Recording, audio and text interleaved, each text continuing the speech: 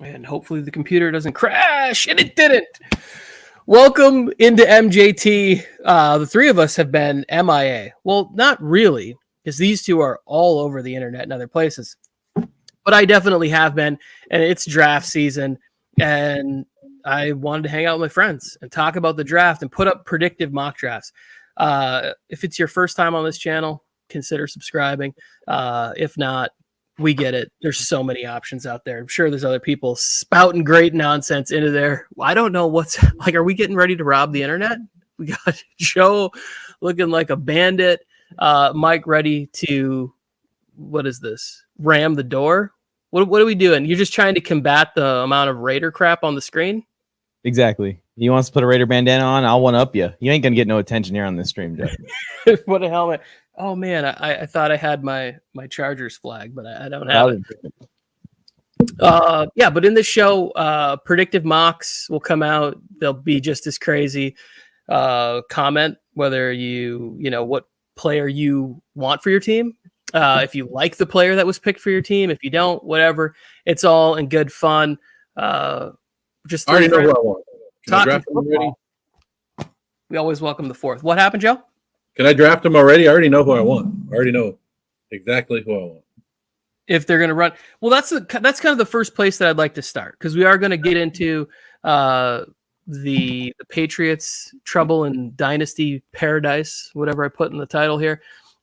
Predictive mocks will be at the end of the draft, but just sort of overall with this 2024 draft class, I've been watching a lot of the players in there, anywhere from guys that could be like, you know, all the first round projections, but all the way down to like fifth.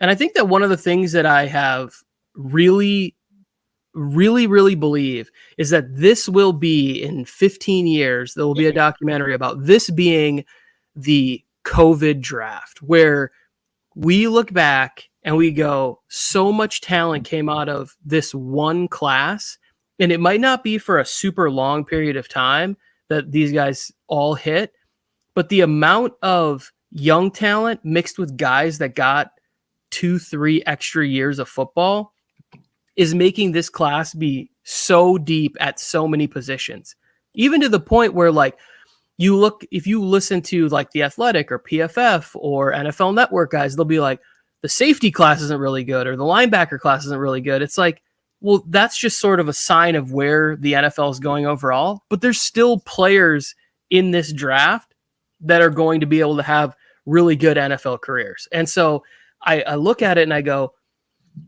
quarterbacks that have started 60 college games are going to be drafted this year. Like, they've already started handfuls of crap. Harrison in here. I think great things are coming for your Panthers. What's going on, brother? What's Harrison doing here? See, but here's another thing you have to remember about draft.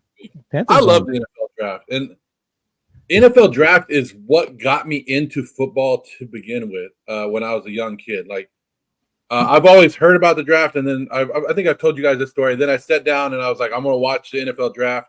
That's where you kind of fall in love with your players. Like, Raiders haven't done a great history. Mike did a really good video on it, the last like 20 years of the Raiders draft, which hasn't been good. But normally when your team is drafting well, you get to watch that player grow up in your franchise and become a great player, and you become a good fan of them, right? It worked out for Max Crosby. A lot of people know that's your homegrown talent, right? It gives you somebody to root for on that team, especially when you're a young guy. So, but draft week also brings a lot of smoke screens, and Antonio Brown is loving it, throwing shit out there right there this week. So you gotta pick and choose where you get your info from and who you believe and what to believe, because every general manager this week is throwing shit out there. Every agent is throwing shit out there to try to either move their guys up, or the teams are trying to have people fall, or just see what they hear. But this is what makes it great about the draft. This whole week is going to be awesome. Yeah, I'm not going to lie. My predictive mock draft, it's definitely going to benefit the Chargers more than anyone else. So let's predict that the Chargers crush the draft. Well, mock drafts, basically nobody knows. Daniel Jeremiah sits there all fucking year long, right? And he does nothing but prospects and draft.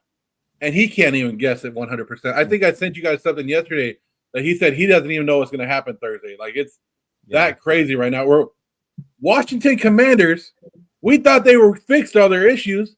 They brought in 4 quarterbacks at the same damn time.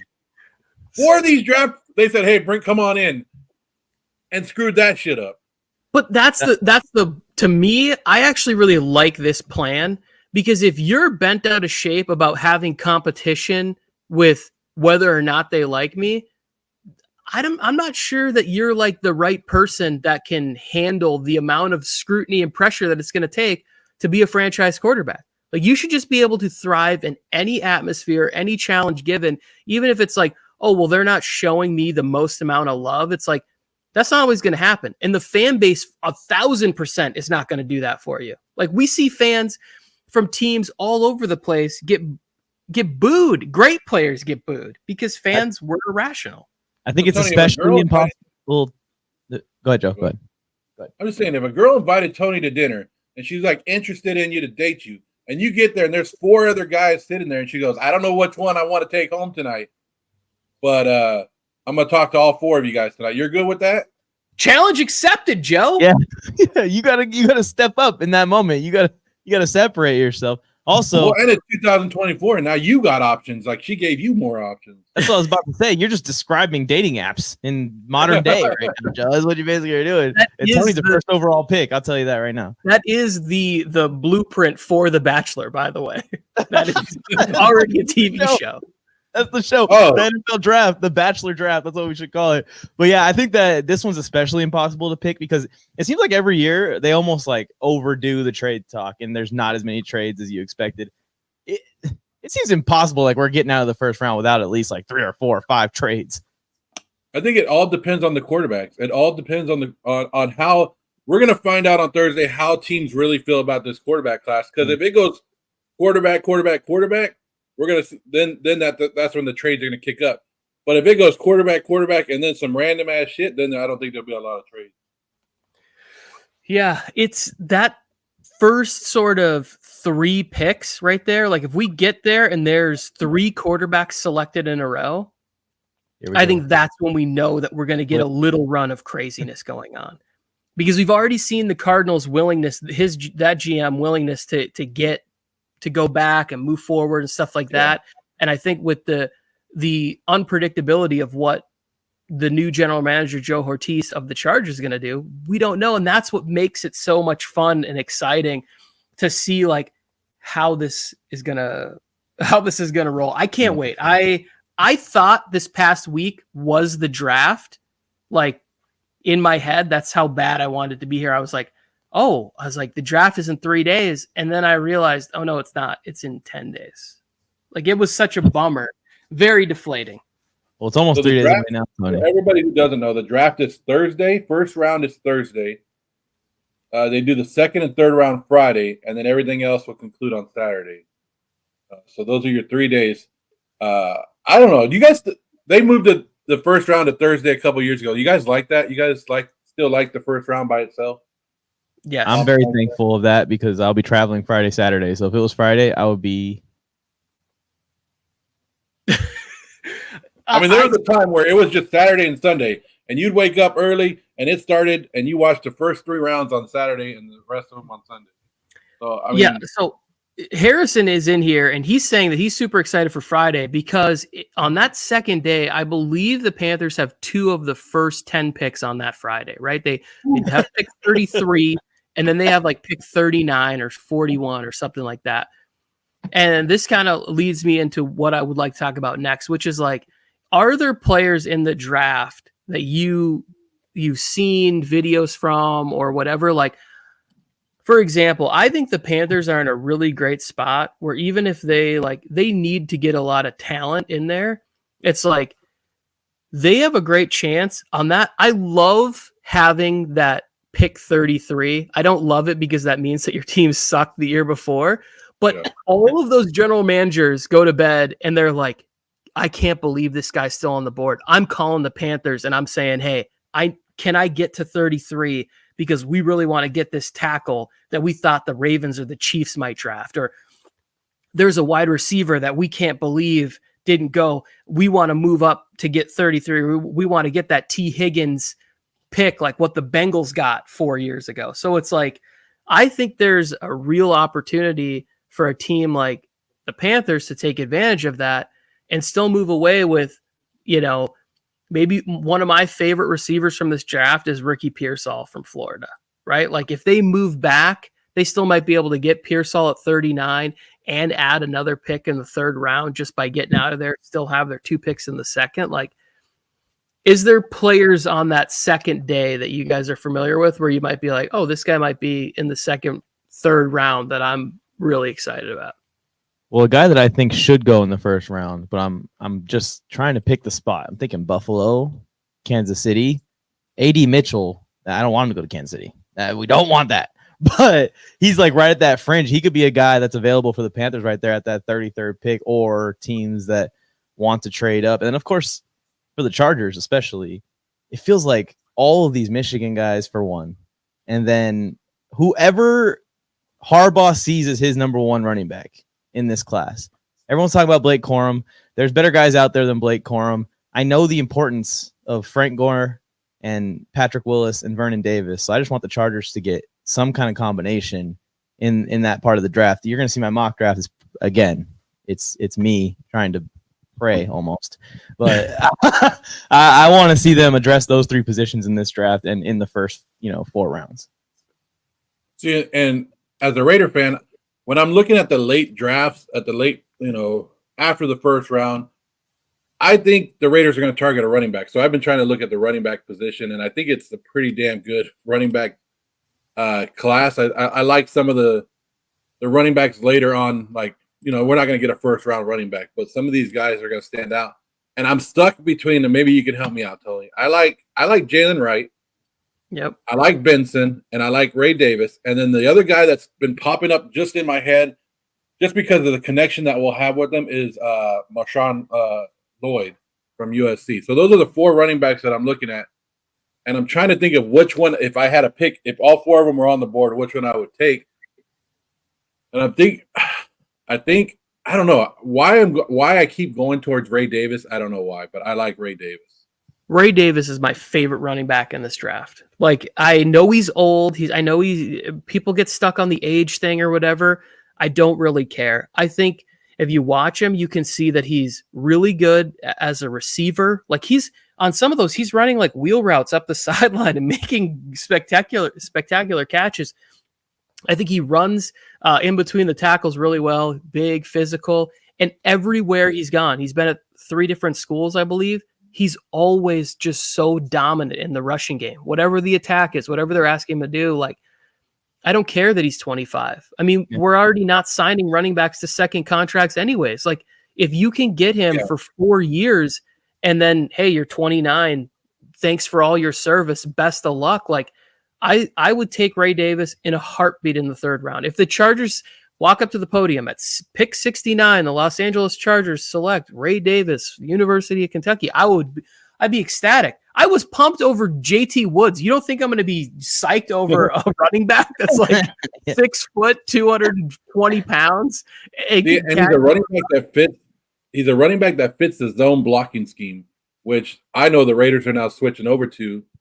And a lot of teams like the zone blocking scheme. So, I mean, his first step is amazing. So Ray Davis, So I don't know. Do you think that he'll go 3rd round, or you think one team will actually fall in love with him and jump up there and get him 2nd round? No, I don't go. Mike, go ahead. I was about to say it's interesting how the class is working out, because in everything I'm seeing, I'm not seeing any running backs at the end of round 1, not a single one. So the cornerbacks, the wide receivers, the quarterbacks, the tackles, they're kind of like pushing the running backs deeper into the draft. And that's really good for the Cowboys, the Chargers, the Raiders, because all the guys are going to be available except for maybe 1 or 2 that get picked in the middle to late 2nd round, maybe in the 3rd round and 4th round. And me and Tony know the Chargers have a bunch of picks right there. So it's going to be fun to see how teams maneuver with that position, because you can get RB1 on your board with your 4th pick of the draft. Well, so go ahead. I think the Cowboys are going to kind of start that run in the middle of day 2. I believe they pick somewhere in the 50s there. I could see them saying, we want Jonathan Brooks, I was gonna say Trey Benson, one of those guys that they think is going to be able to be like an every down back. And I don't necessarily I love Trey Benson. The one thing is, when I watch a lot of these college running backs, most of them are running plays out of option, like shotgun or the pistol or whatever. That's not as common as what they're going to see when they get to the NFL. Like, it's not, you're not seeing as much under center play action type stuff where they're more traditional to the NFL. So it's hard to gauge for me how they're all going to turn out. But there is 4 or 5 guys. I also like Audric Estime. I know that it's sort of sometimes I get stuck in the same school comp type thing, but I see sort of Jerome Bettis, a big guy that is maybe not the fastest, but really good at sort of knowing where his blocks and knowing where the holes are. And you see him make big plays. He's not the most explosive back in this draft. That's what I like more from Jalen Wright and Trey Benson. I think there's probably 7 guys, including my favorite Wolverine, Blake Corum. I know people are worried about the amount of mileage that he's had on his body, but again, you're only looking at these guys for really 4 years. Saquon Barkley just got the Giants didn't choose him. So exactly, I'm fine with it. I think Brooks is such a perfect fit to Dallas. They like those north-south, no-nonsense runners, and they tried the Tony Pollard experiment with a more shifty, receiving back, and it just did not work with him at the RB1. So they're probably starving to get that back in there to pair with Malik Davis, who I liked in training camp, but I just don't think he's a 3-down, workhorse back. So before we move on, I'll throw you 2 names that I like, and I know that Harrison just said he likes Peyton Wilson. Who doesn't like Peyton Wilson? It's depending on where Peyton Wilson is the linebacker that went last year. What was his name? To Detroit. I can't remember. Jack Campbell? Jack Campbell, everybody was in love with Jack Campbell, but we didn't know where he was going to go until he went mid-first round. We're like, oh, shit, he went mid-first round. Peyton Wilson, I think everybody's in love with Peyton Wilson. So there's a linebacker that I do like, and his name is Omar Spite. And he's from LSU. He transferred in from, I think, Oregon State. I really like him. I think he's going to go late couple rounds. It was somebody that I would keep an eye on. I think he'll be 4th, 5th, 6th rounder, somewhere there. But that I just want to put it on record that I do like him. So if he ever does become a great star, that is one guy that I like. And cornerback Renardo Green is another guy that I like, and I think, where's he from? Florida State. Renardo Green. Those are the 2 defensive guys that I think you can get late in the draft after the 3rd round. That I think should be a good part of your team. So those are 2 guys that I'm looking for. If you guys haven't been following the show, Joe just predicts shit randomly, even things that don't make any sense. They come true. So maybe circle those players, guys. It's probably a good idea. Speaking of the Lions, I think that they're going to be ballsy again in this draft. I think they're going to push the chips in. Go get their guy. I don't know what it's going to be, if it's going to be a trade up or just a ballsy pick again from where they're sitting, but they're going to go get their favorite edge rusher at all costs, or their favorite fill in the blank at all costs. So Joe, you said Spieth, right? Yeah. I can't even find him on the NFL Combine, the ranking list at linebacker. So it's this is a real nugget. I think you did share your excitement for him. Speights.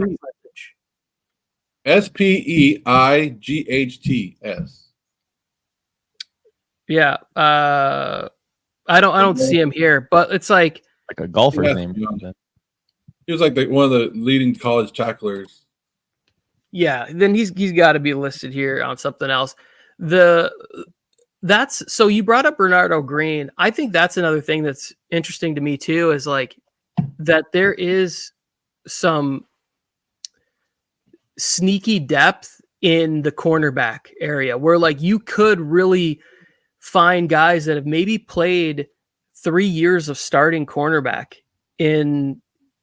for your team to be drafted this year. And like finding out, like, is this guy going to be the right system fit for what we want to do? Are we playing more press? Are we playing more zone coverage? Like, can we get this guy in here and maximize his abilities on day one? Because one of the things that I noticed maybe more than ever this year in watching college football is like, these guys they're not really, the college games and NFL games seem to be going further away from each other. Right. And I think that was one of the benefits that Michigan had to winning the national championship was like, we're just going to play so physical and like sort of basic fundamentals, keep everything in front of us and just smash people. So I wonder sometimes like if like how these cornerbacks are going to translate, but there's speed, there's like ton of experience as you go further down in the cornerback draft. There are some guys that I will be very excited about if they end up on the Chargers. Like, how many corners do you think are going day one this year, Tony? I think it was four last year. I think there's 4 that I would say are going to go. I think Quinyon, Terrion Arnold, Nate Wiggins, and Kool-Aid. I also have, as we'll get to my predictive mock at the end, I have Cooper DeJean in the first round, but I have him as a safety. If you want to consider him a nickel corner, then yeah, he could go there. But like guys like Max Melton, if he's a Chargers draft pick in, like a trade back scenario in the second round, or if he's still on the board at 69 there, I'm a fan of TJ Tampa. I know some people are not necessarily. I also like DJ James. And of course, Mikey Sanders. So anybody from Michigan, just assume that I'm fully on board with them. Yeah. And we need more Mikes and we need more DJs. So get both those in here and do it. And then also, this could be crazy, but I think it's going to be a crazy draft. I think that the Broncos are going to be offering up Pat Surtain, even if they can't get a quarterback. I think that this is going to be like one of those A.J. Brown situations where Broncos are on the clock and they're doubling up. Like they just picked and they're back on it at whatever spot again. Teams like the Jaguars, the Colts, there's a lot of teams that need corner. So I did my predictive mock, and then the next day the news came out that they were willing to put Patrick Surtain in a trade package. And I was like, that is really tempting, because I think it was you or David in our Chargers chat text, would you be interested in this trade from the Broncos? And it's like, if Pat Surtain is in the deal, that's worth a first round pick. Absolutely.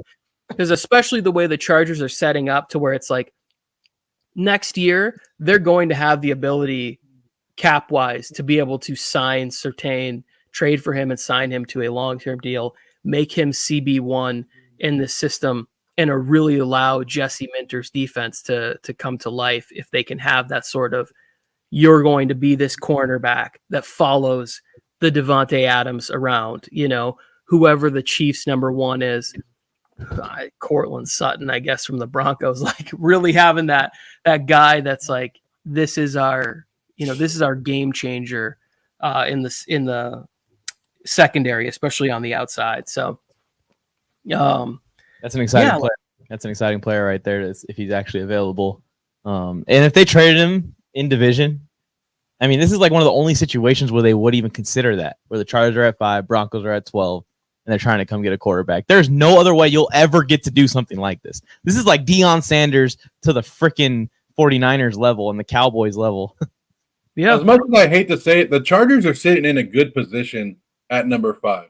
Like, that is one, if all quarterbacks go 1, 2, 3, 4, right? Somebody makes a trade up and gets in front of you guys, and it's all quarterbacks. Then you have basically the number 1 pick at any other position that you want. When you can trade back, you can do whatever you want. The Chargers are sitting real good. And the Chargers could screw over the Raiders and the Broncos if they really wanted to make it. Like, not only would you get the quarterback tax for trading up to get a quarterback, then you do the division tax for being in our division. We're going to tax you even more if they wanted to do that at number 5. So like I was telling you, you guys off the air before it came on, when I was doing my mock draft, when I got to number 5, that was the hardest spot for me because in my head, I'd say the Chargers are moving back. At no doubt, I don't think the Chargers are making their pick. I don't think it's coming at number 5. So I think the Chargers are going, but it's just to who? Like, where do you trade that pick? I think that's going to be the most interesting. I think there's going to be a bidding war, and I think that it could be a surprise also. Like, I think that Harbaugh's willing to take the first next year instead of this year and not necessarily say it has to be the Vikings. Like, if the Giants are at 6, right, and they're trying to block other teams from trading up, we get a crazy ransom from the Giants, but only move back 1 spot. Yeah. Like, holy crap. And you still get Marvin Harrison because now they're going to take a quarterback at 5, and now you're on at 1 overall again. You've seen the craziness. Like, Washington Commanders, there's a rumor that the Washington Commanders were offering like 2 first-round picks just to move up to number 1. And the Bears are like, no, you know what I mean? So just to move up 1 spot, I think the 49ers ripped somebody off a couple years ago to move up 1 spot, right?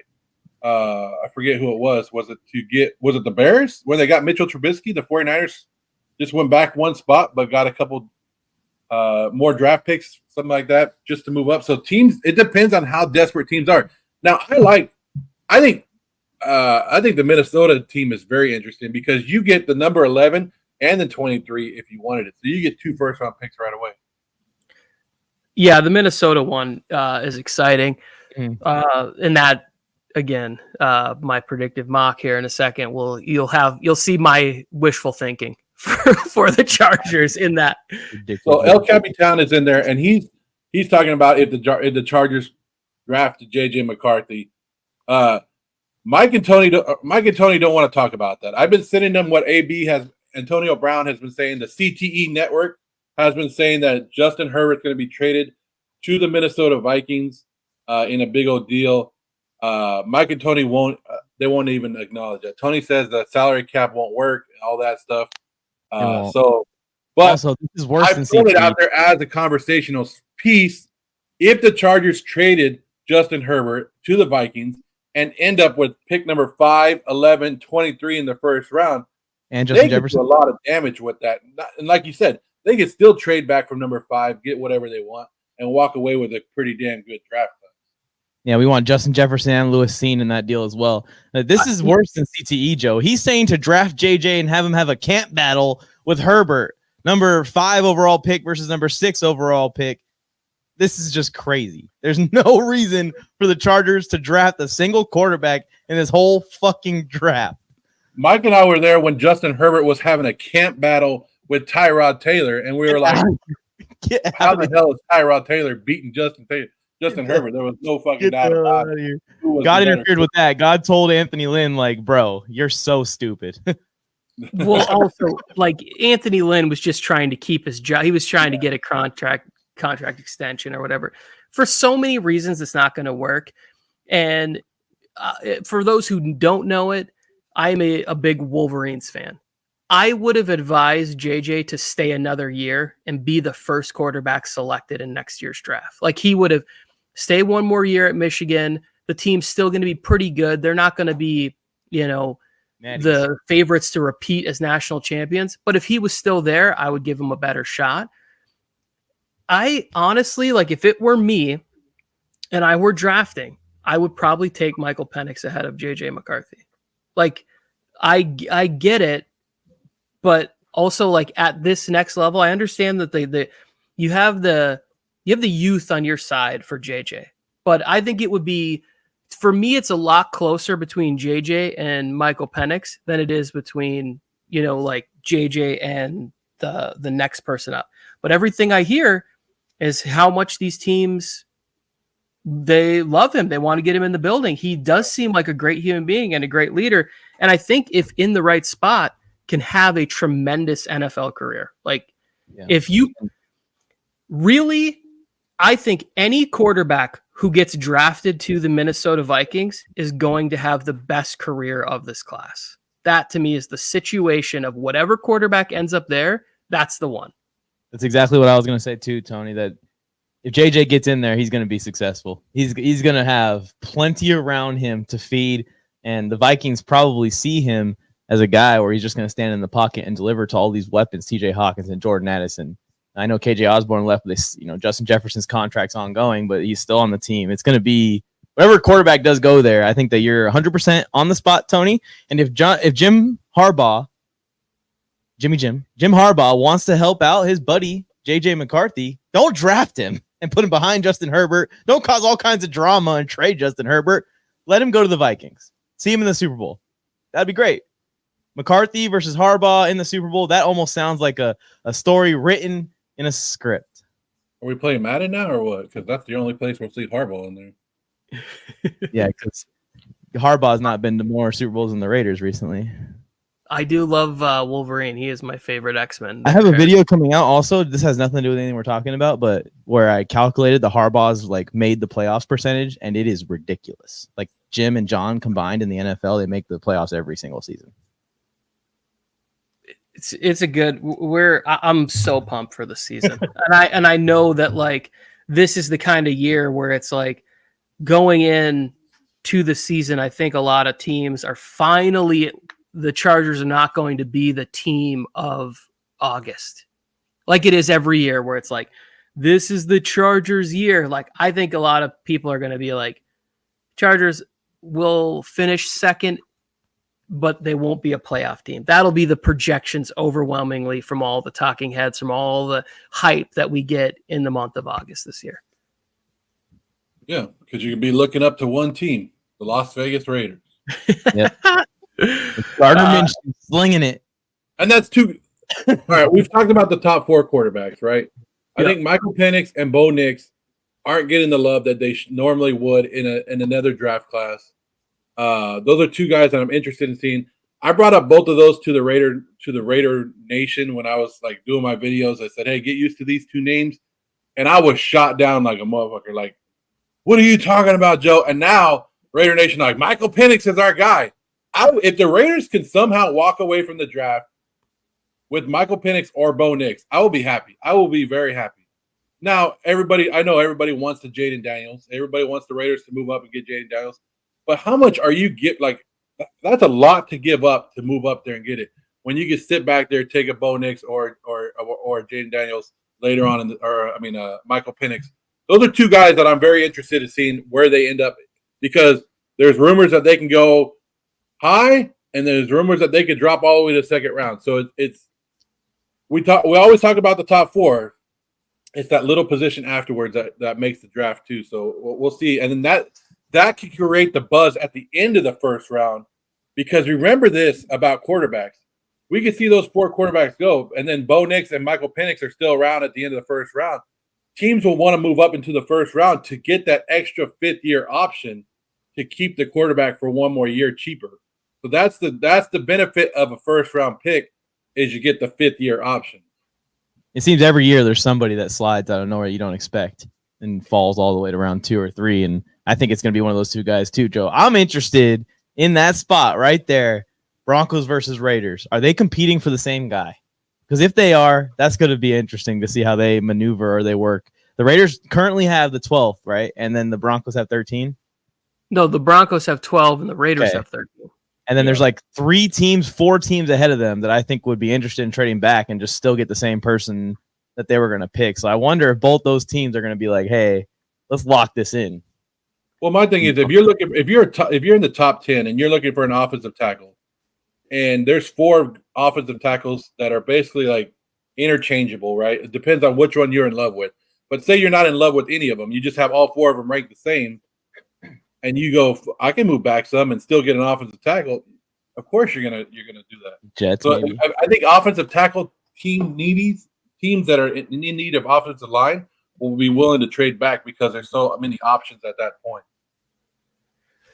Yeah, for sure. I think there's definitely sort of a tier level at what you're looking for in position and whether or not the guy's going to have to change sides or not there. Because I think more than anything, there are 3 really good right tackle options in this draft that it's that's not typically the case every year. We talk about a lot of guys that are left tackle, and depending on who's already on the roster they're drafted to would have to make the switch. So I want to talk about 2 things that popped into my head when we were talking about the Broncos. One if you ask me where's the second best landing spot for a QB, I think it's Denver. I think Sean Payton has shown what he can do if given the right type of quarterback to mold. So I would say that is also an ideal landing spot for a QB to be with Sean Payton, to have access to Drew Brees. And then lastly, I keep hearing all these people go, well, the hype on Will Levis last year was that he was going to go to the Colts at 4 or 5 or whatever it was, and then he slides all the way out. But if nobody's talking about or remembering the fact that there were multiple teams that tried to trade back into the first round for Will Levis, and teams didn't want to trade out because there were players on their board that they were like, we have these guys graded as first round picks, and we are not moving out of the opportunity that these certain players fell to us. And then the Titans had to wait, and I believe they traded up on day 2 early on and got Will Levis. So it's not like a guy like I think the major difference is this year with trading back into the first is that the second and third rounds are so heavy with certain positions. Teams are going to be more willing to, because like I said at the beginning of this draft class, I believe will be reviewed as one that is like one of the best draft classes in totality that we've ever seen. Teams are going to be willing to go, oh, you want me to go from 25 to 37 and I'm going to get another pick on day 2. So I'm going to end up with 3-4 picks on day 2 where I'm going to be able to get potentially 3 or 4, major contributors / starters added to my roster in year 1. I'm more than willing to do that for multiple teams. Lock in 6 QBs, Tony. Are we ready to get to my predictive mock? Let's do it. Well, let's pull your 36 here. Okay. Here's Tony's mock draft right here. Here's my predictive mock. Caleb, we don't need to discuss that. That's a lock. The Bears slid into, I think, one of the greatest spots of all time. I went Jaden Daniels at number 2 because I think he offers the upside of Lamar Jackson, but he also has a ton of career starts. And they're going to need...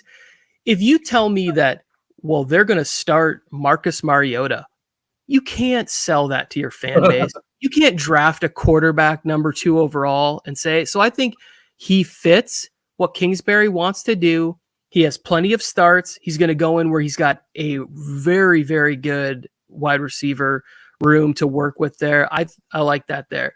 Now, I did say some stuff about JJ McCarthy that people will be like, what the fuck are you doing? What happened?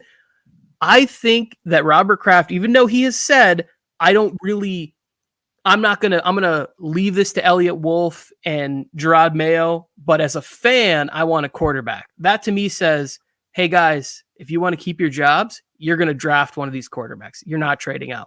I went with JJ McCarthy because of, hey, let's try and duplicate the Michigan dream there. I have Malik Neighbors as the first wide receiver off the board. I think that Michael Wilson, a guy they drafted from Stanford last year, I believe,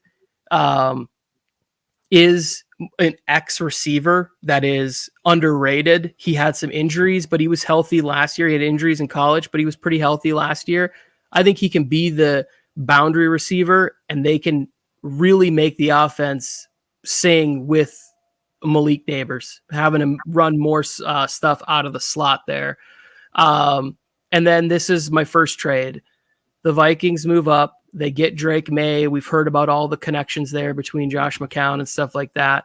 I could also see Drake May going to New England at 3. I just chose to go this way with it.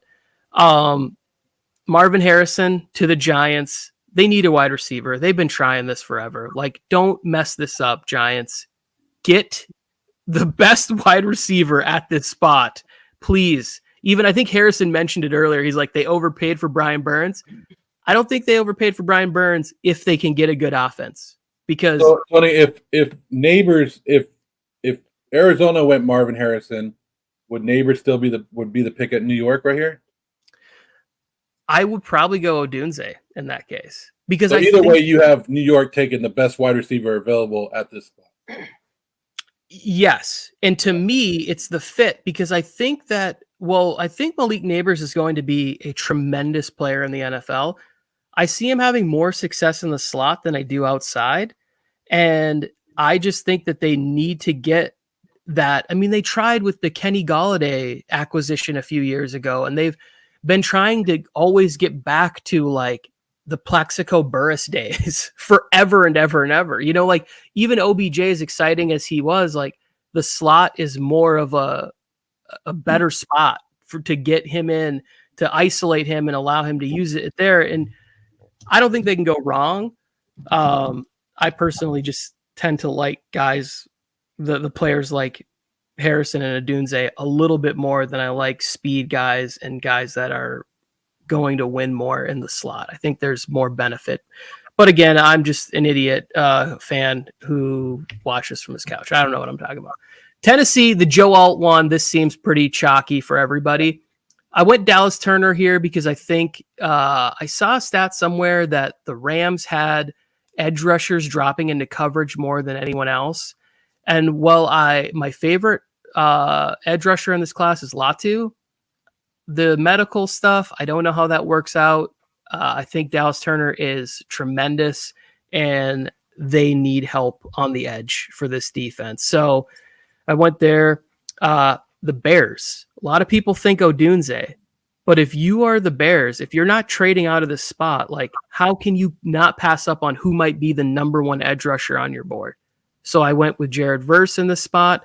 And to round out the top 10, I think that the Jets not drafting an offensive tackle in this draft would be the most insane thing they could do for a 40-year-old QB. and everybody goes, well, they brought in all these other tackle help, whatever else. It's like they brought in guys that are injured and old. Like you need to bring in a tackle. Moses and Tyron Smith, great tackles for the first 6 weeks. Exactly. And you can play Fuaga at guard, play him at right guard and then see what happens there and move around. They need Vera Tucker to be healthy, and Joe Tippmann, I think, could be a player at some point too. That is part of the question marks about Fuaga is he going to be a tackle at the NFL or can he be a better guard? So, I mean, but just getting him on your offensive line and getting that playmaker, especially with a guy, like you said, with Aaron Rodgers back there, it's going to help out your offensive line. Yeah. Just real quick, because it'd probably be Brock Bowers or Odunze. If it wasn't him, they have plenty of receivers. And if Rodgers has wanted to work with the tight end, I'm sure at some point in his career we would have already seen this work. It just seems like he likes his receivers. He uses the tight end to supplement the offense. And the tight end that comes to mind when I think of successful tight ends in Green Bay that entire time is Rob Tonyan. Who was the guy that went to the Super Bowl with? Jermichael Finley. Jermichael Finley. Yeah, like nothing crazy. He's not going to be banging the desk for the Jets to draft Brock Bowers. Well, he liked the DeGuara guy. I remember there was like a story where he was like some practice squad tight end who I think is like probably on the Jets practice squad now. Yeah, they've got Tyler Conklin. They got a bunch of Packers tight ends already. It's like, so for me, I'm not buying into this. Aaron Rodgers doesn't like rookie wide receivers because he didn't warm up to Christian Watson or whatever. Like there is a large gap between Christian Watson and Marvin Harrison and Rome Odunze. Like as I'm talking about as prospects, I don't know. We don't know how they'll turn out as NFL wide receivers, but if you're telling me that we're going to get polished route runners, like already guys that are essentially professional level receivers, that was not Christian Watson. That was not what they were drafting for him. I think he would be over the moon if they traded up to 5. Let's say 4 QBs go. They trade up to 5 and draft him Marvin Harrison. Aaron Rodgers is ecstatic with bringing that guy into the room. And then that allows them to move Garrett Wilson around where he can play X and Z and the slot a little bit more. Like I could see them going that route. I went tackle because I just think you got Joe Douglas as GM. He's in a spot where he can get a guy that is going to be a tone setter for them. Chargers fans are going to be pissed at me because I passed on Rome Odunze. But if I'm making a prediction, I think that Jim Harbaugh values a tight end who can be part of the run game and is going to get open against pretty much, he's going to be a mismatch against safeties, a mismatch against linebackers. Like, he's going to be an issue for them. This is the one that I have that I think is the most interesting thing about my mock, is that the Buffalo Bills trade up to number 12 with the Denver Broncos and draft Rome Odunze. Like, it's interesting when you see mine. So I think that this is a spot where the Bills get aggressive. They went and got Kincaid last year. You bring in Odunze. I think he fits in perfectly. Where that's a big trade though. To move up from 28 to 12, you're giving up a lot for that. I mean, I put it into a couple different trade charts. I think it is possible, especially if they want to move the second that they got. I think they don't necessarily have to lose too much for this year. They have a lot of later round picks too.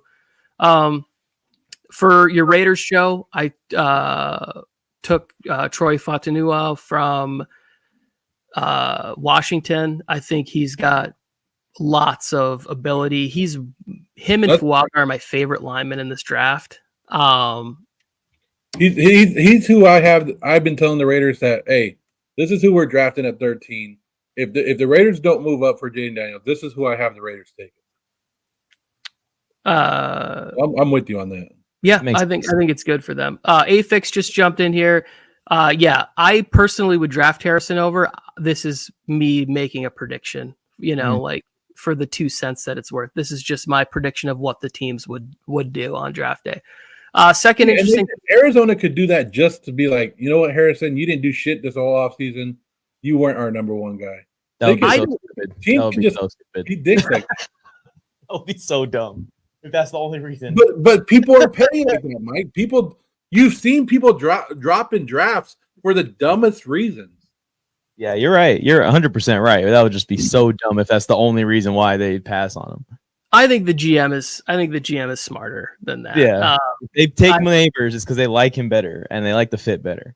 We all applauded what they did last year with how they still got Johnson at the draft, like how they went back and then went back up. Like, I think that they'll be just fine.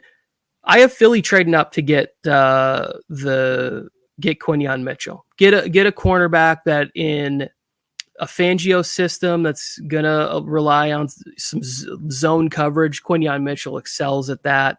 Allow him to get out there and be like a top cornerback in the league in Fangio's system right away. Big and fast. I think excels there.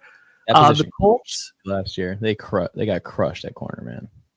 Yes, and they need to bring in some youth, like help out Slay, help out Bradbury, and I think that he could be a game changer. So why not be, Howie Rosen, be aggressive and go up and get the guy that you think is number one. Latu, the Colts, I don't know. I was between Brian Thomas Jr., like having somebody that can take the top off the defense. I thought Josh Downs is really nice. You just signed Pittman to a big deal. Like, why not then bring in explosive playmaker? I went edge because I think that's where the defensive line needs help. And how can you pass up on a guy that, like I said, is my favorite edge rusher in this draft? I forgot to put the team here at 16. Who do I have at 16 taking Byron Murphy? Damn it. You have the Seahawks. Seahawks, thank you. Seahawks get defensive line help. They get who they think is the top D lineman in the draft. Again, don't know any of this, just clear speculation. Another team that's needed cornerback help for a while, Terrion Arnold goes to the Jaguars. I think that is one of the most solid picks here. At 18, this one makes a ton of sense to me. Brian Thomas Jr. to the Bengals. They get a chance to add another LSU guy to the room. They also then have the option on day 2 where if somebody goes, hey, like maybe the Panthers reach out and say, is Higgins available for pick 39 or something like that? And then the Bengals get another draft pick and they've already filled in for Higgins by drafting Brian Thomas Jr., or they keep him and they just have one of the most electric wide receiver rooms that has ever hit the NFL.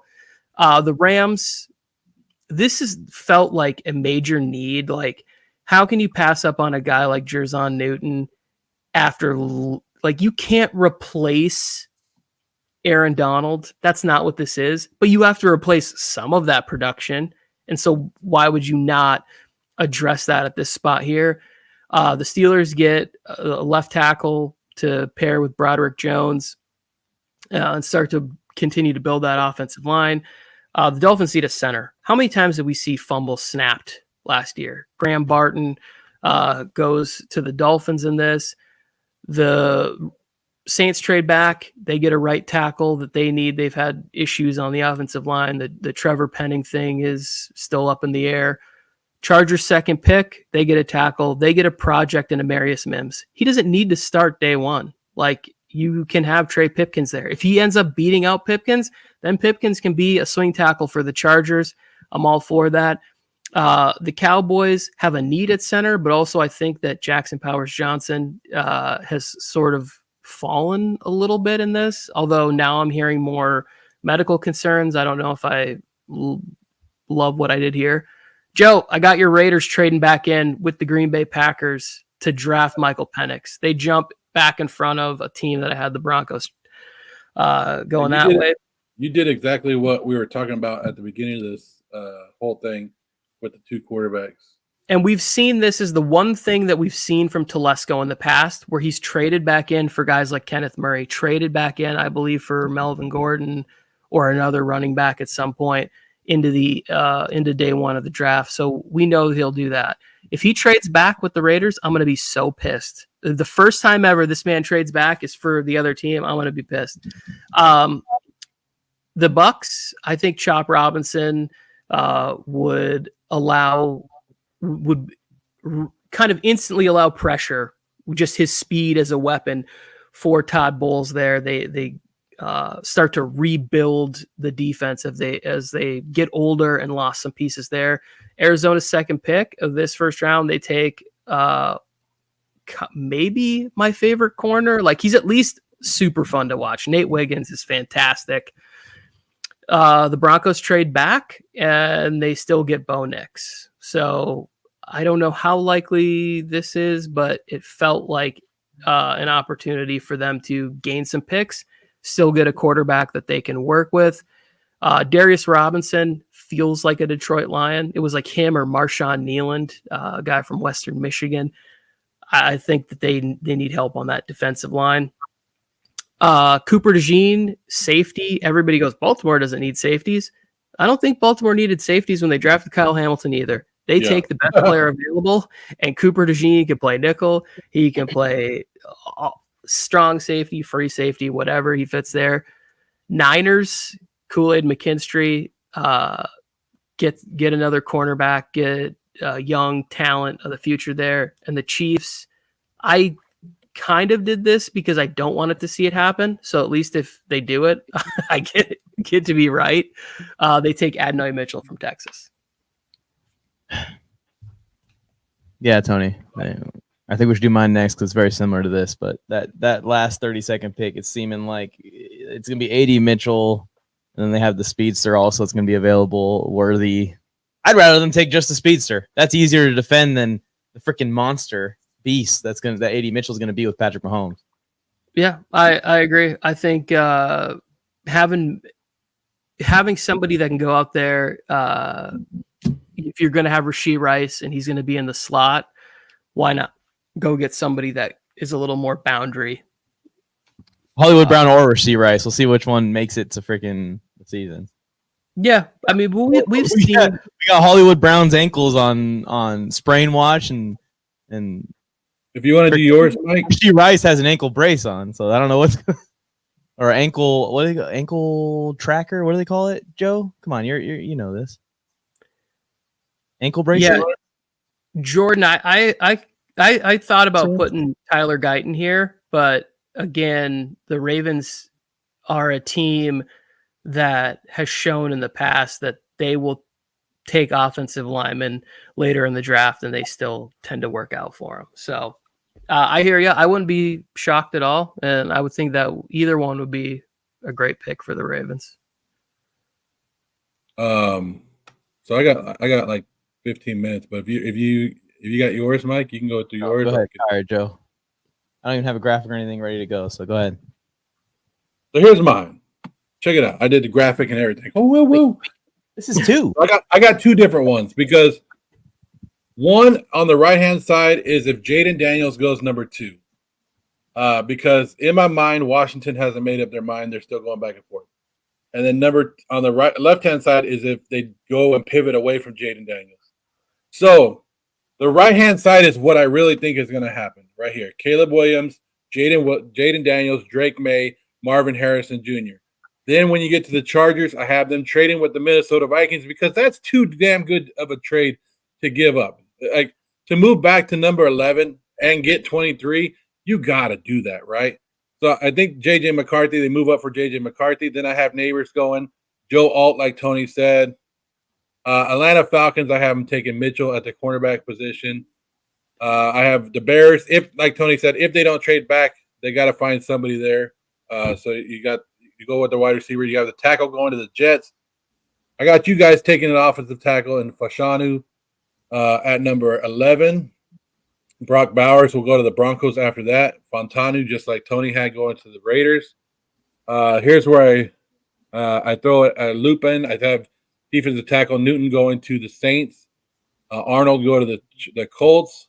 And then your edge rusher, finally there, Latu, JC.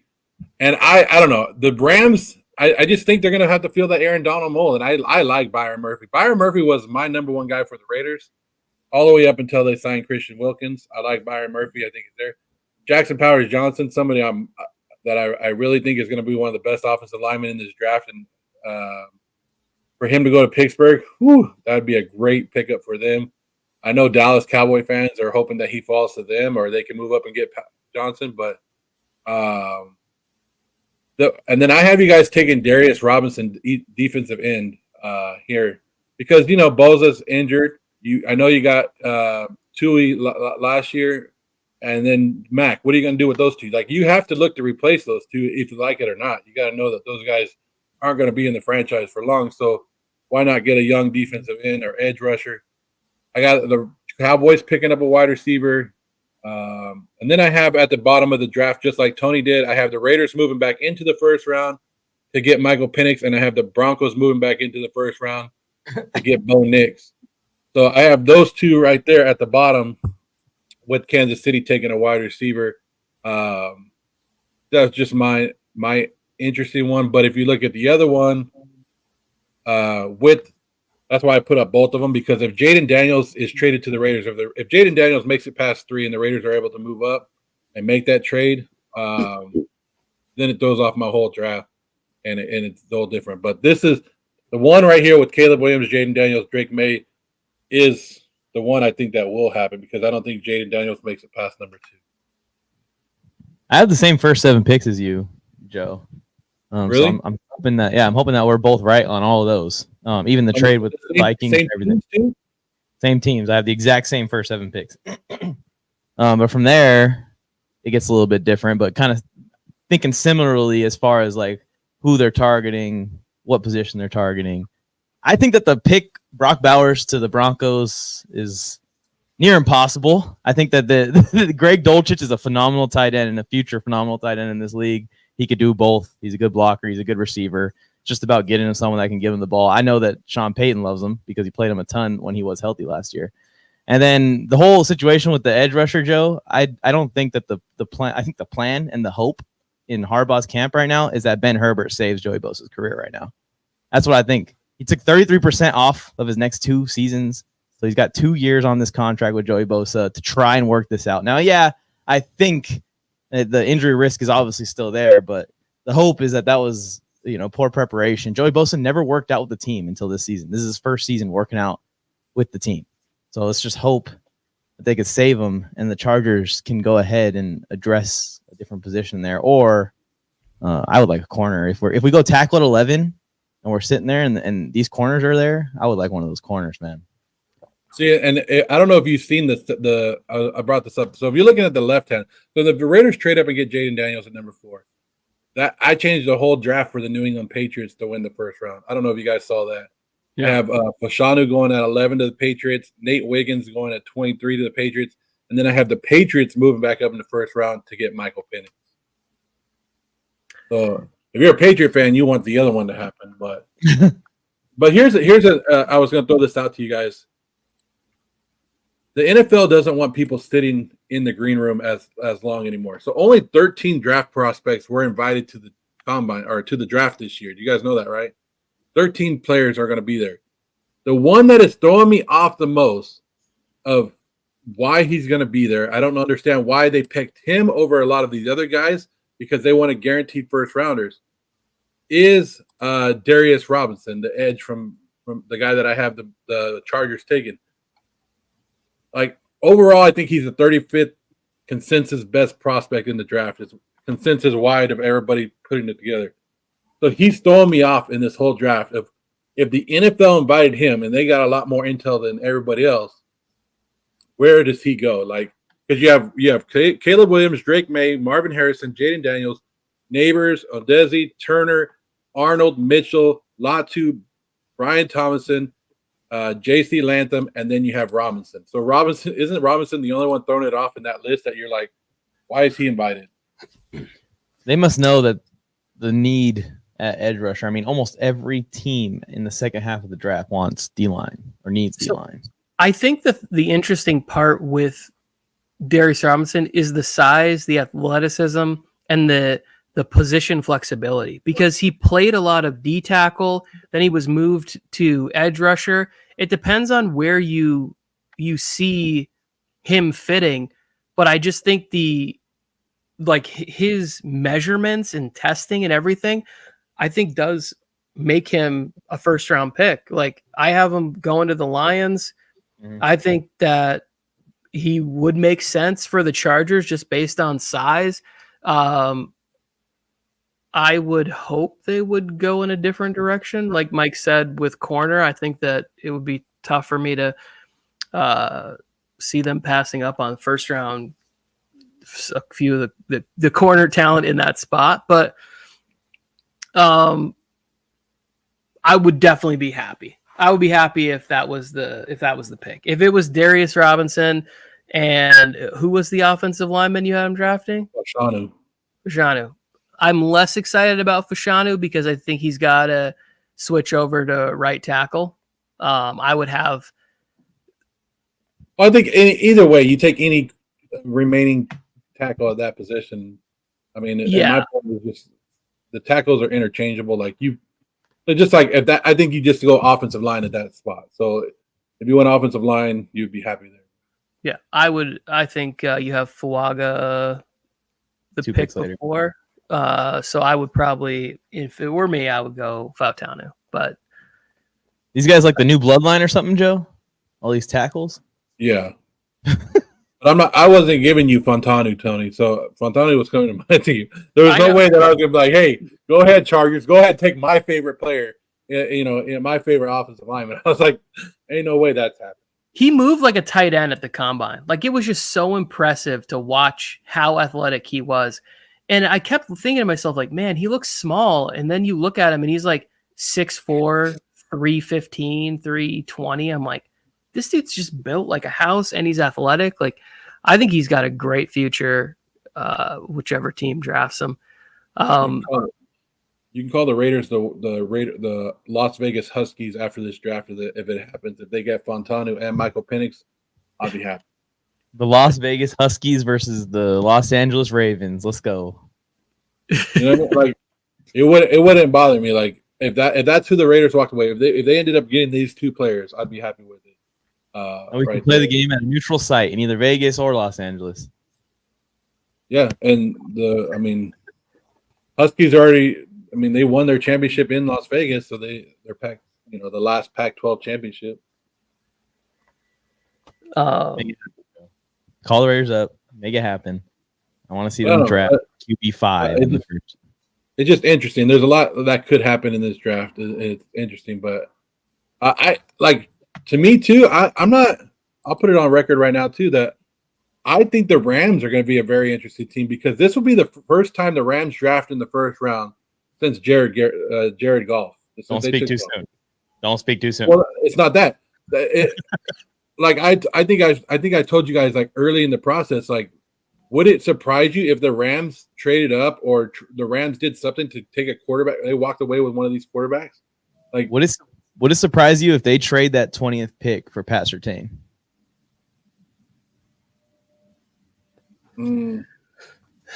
No, it wouldn't. But so picks, baby. For me, Nakua like changed the whole outlook on the Rams' future right now. He did, but I don't think that takes them off the board for like even Brian Thomas Jr. or something like that. If he's there, like I see like what the Rams have done this offseason, the guards they brought in, like the plan is to switch Avila to center. Like I think that this is going to go back to a lot of power football, or like maybe something more run centric around the Todd Gurley year where they're like, hey, we really got a player here in Kyron Williams.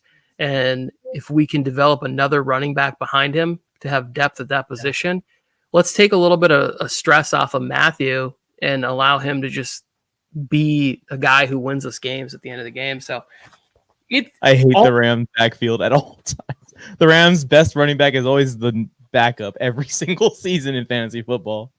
Yeah, it's not so annoying. It's Mr. Not Mr. Right, Mr. Not Right now. I don't know what that's saying. Early curse their backfield. All right, let's get. I wanted to hear Mike's, but let me fire. I'll be quick because mine is probably the least accurate, but the most entertaining. We'll say.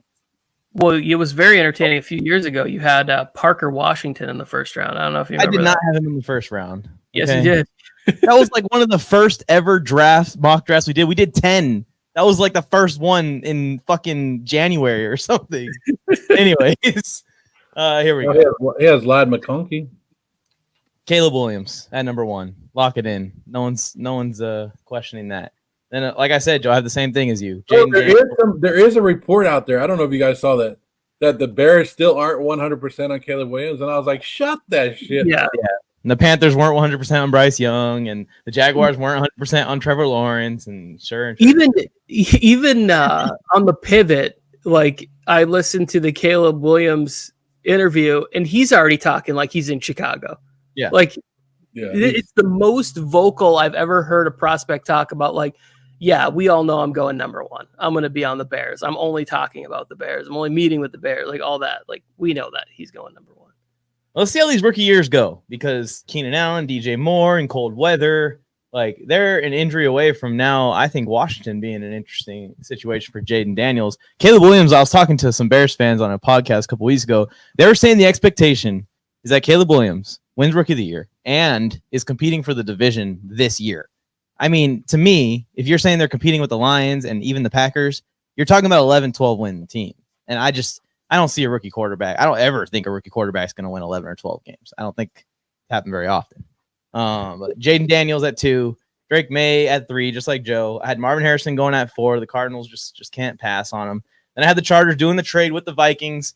JJ McCarthy becomes a Viking. Malik Neighbors to the Giants, thinking the same thing as you guys. And I guess if the Cardinals went Malik Neighbors, I would also be saying the Giants go Marvin Harrison. Joe Alt and Peter Skoronski just makes too much sense. Tennessee Titans have always been smash mouth. They picked up running backs. They're going to need to give Will Levis time to get the ball down the field to Calvin Ridley and DeAndre Hopkins. So whatever DeAndre Hopkins has got left. I think that the Falcons are going to draft an edge rusher. I just don't know if they're going to trade back or if they're going to sit and draft. But I'm going with Dallas Turner out of Alabama. And then I don't know, because especially after seeing your guys' mock drafts, the gauge on Michael Penix Jr. is weird to me. Like, if both the Broncos and the Raiders want him, the Raiders have to trade up to get him. But if the Broncos are cool with not getting a quarterback in the first round or Bo Nix, like I have here at 17, then the Raiders probably could just stick and pick him. And then there's also just like underrated teams that may be interested in coming up and challenging. But the Jets, I had them going tackle as well. I don't think they should think about anything else other than tackle. I had Brock Bowers to the Chargers. A little bit of wishful thinking. This would be like the perfect situation. And I know that Harbaugh has an importance on this position. It's just, is it enough to use this 11th pick, his first pick on tight end? I hope so. We've seen what Vernon Davis does in this offense. We've seen what Mark Andrews does in this offense. Then, I mean, just keep listing the tight ends over and over and over again. I had the Jaguars coming up to kind of like jump the Colts for their favorite corner and the number one corner in the draft. The Bears taking Jared Verse, which I think one of you guys had the Bears taking Jared Verse also. Oh, yeah. And then Fuaga to the Saints. That's another one where it's just like you got maybe the worst quarterback in the league under pressure who just gets hurt and folds in like 2 seconds, and you need a tackle. And I think Ramczyk is either on his way to retirement or already did retire. So that's not good for the Saints at all and their offensive line. I have Cooper DeJean going a little bit earlier than what you guys had at 15 to the Colts. I think I'm just trying to get Colts fans excited about a name here. And then Aroma Dunze was sliding in my mock. I don't know how he would get to here. I don't think he would get to here, but it's just so much talent. He does get to here. I have the Bills trading up for him as well, Tony, similar to you, from 28 to 16. And the Broncos traded back with the Bears, right? Or were they at 12? With the Jaguars, sorry. And get Bo Nix still.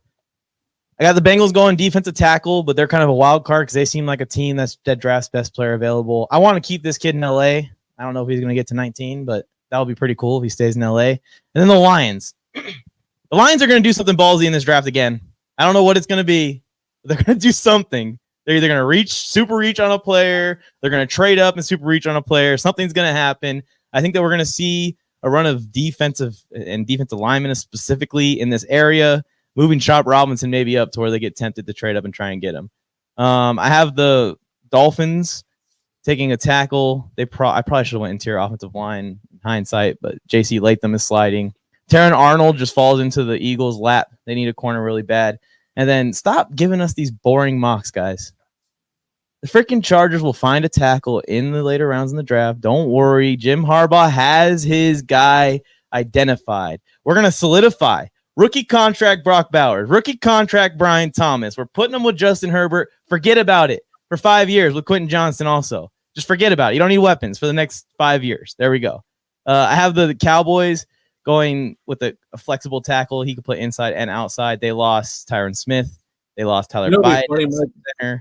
They lost all their guys on line. If that happened right there, if Fontanu falls to the Cowboys, it would be an amazing pick for them. I think it would be a great value, great everything. But Cowboy fans would fucking cry and be pissed off. And be like, what the hell? We took but everybody else would be like, what a great pick. He fell to you, value pick, everything. But Cowboy fans would walk away pissed off. I was going to mention also, I don't know what the hell's going on with Dak Prescott right now. I have no clue. I don't even know if he's worth a first-round pick in teams' eyes with the contract and everything. I assume he is. But things are going to be interesting in this draft with a few players in the league that are really good. And if teams want to make a move, maybe the Cowboys' draft strategy changes a ton. Kool-Aid McKinstry, I have him falling to the Packers there. The Packers keep building this defense. I think the offense took a huge leap last year, so they're going to keep building this. And I think that the situation with Jair Alexander is really interesting because he gave like a goodbye to Green Bay at the end of the season last year, but he's not gone. So I don't know what's going on with that. I went Johnny Newton to Tampa. Imagine that interior defensive line after that. Cardinals get a tackle to put with Paris Johnson Jr. for the future. I had the Seahawks going with Edgerrin Cooper. This would be Mac McDonald's first pick of his coaching career, and first pick, linebacker seems fitting to me. Ladd McConkey to the Steelers to replace Deontay Johnson, and then I have the Ravens going with he's a center, Jack Powers Johnson, but I think he could play guard too.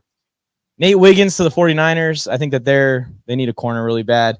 And then I wanted to draft anyone else to the Chiefs, Tony. Anyone else, honestly. Yeah. I'm just not going to lie to y'all. And I'm going to say if this is the spot and he's there and the Chiefs are on the clock, they're probably taking him. I would think they would have a real trouble passing up on Ladd McConkey or Adonai Mitchell. More so Mitchell just because of the size and speed that he would offer to the offense. I would love this draft for the Chargers. I don't think that's happening. Tony, it's a little exciting. Let's go. Yeah. No, it is exciting. And if I went for excitement, then I definitely would have done that. I would have, yeah. I would have. The more we talk about it, I don't see the Chiefs sitting there at 32. I think the Chiefs are a little bit aggressive, especially with Brian Thomas and Odunze, and especially if it went the way you did, Mike, where both of those guys are falling in that area and the Chiefs can move up. Why not? I think the Chiefs know they need a way. Rather get a ladder, get on my roof, go to the very tippy top of the roof, and just jump off of it than mock draft either one of those guys to the Chiefs. I like this comment here, right? Where like you draft the worst, like you're going there like, oh, they select Bub Means from Pittsburgh. It's like, yeah, I really like Bub Means, the player, but he's not a first round pick. You can't even draft him a punter because they just somehow got Matt Ariza still, even though they didn't draft him. It's some bullshit, man. Yeah, they've always been that team that'll take character concerns. That's one of the things. Like when I was listening to Dane Brugler the other day, he said he was talking to somebody. I don't remember who he was talking to, but he said Jermaine Burton, who has character concerns, ends up on the Chiefs and becomes like a annual Pro Bowler every year. Because he's just one of those guys that like they can't quite figure out, where he should go in drafts because he has some off the field issues, which I don't know what they are. Obviously, we're not privy to that kind of information. But it's like if he ends up in Kansas City, all of a sudden he becomes, the man, and that's just what they do. When you have Patrick Mahomes and Andy Reid, you can take some swings on players in the third and fourth round, or in free agency or whatever, and just see how it works out. It's gotten so bad that we're basically like we predicted every year. Like I think all three of our mock drafts, at least me and your mock drafts, had Trent McDuffie somehow getting to them. And sure enough, he's exactly what we expected him to freaking be. I wanted in that draft, I wanted Zion first for the Chargers. Trent McDuffie was my second choice for them at that spot. And I think where we're at right now, like Zion's perfect for Harbaugh. So hopefully it works out. If they get the double pick, Tony, I hope that they get a corner. I know I didn't mock that, but I hope that if they go tackle, the second pick is a corner. That'll be perfect. Yeah, I would. I will be interested to see how aggressive Ortiz is with the board, with the draft. It'll be interesting also too to see like kind of what they value as they pick and they go through. Maybe not so much in the first rounds, but as we get later, you can see the teams that seem to always find guys later. The Steelers have that history of doing that. The Chiefs, obviously, like it just seems, it also helps too. Like when the coaching is better, you seem to get more players that hit later in the drafts. So I'm hoping that is the recipe for success. It's like, hey, we're drafting these guys that may not have tons of production, but they have the tools, or they have a ton of production, but they don't necessarily have the measurements to be higher, but it will put them in positions to succeed. That's going to be something that's exciting to see when we get to training camp, Tony, when we get to watch these guys work with Harbaugh and the different vibes and everything that we're going to get to feel up close and personal. I'm pumped for it. Yeah. I'm really excited for Thursday.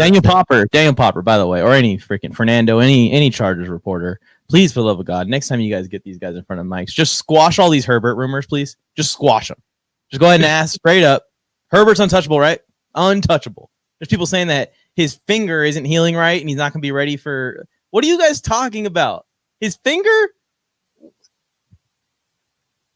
I obviously I don't know. I don't have access to his medical reports or whatever, but I mean, he's still going to be elite.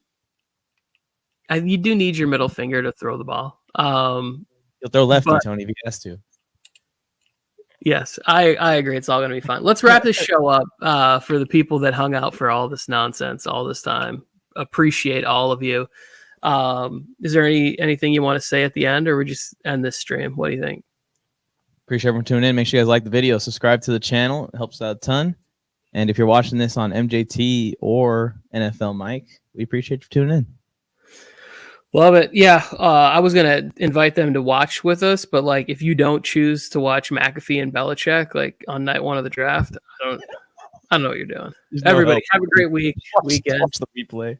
Yeah, stay safe. Enjoy your life. It's a beautiful thing. Don't watch us.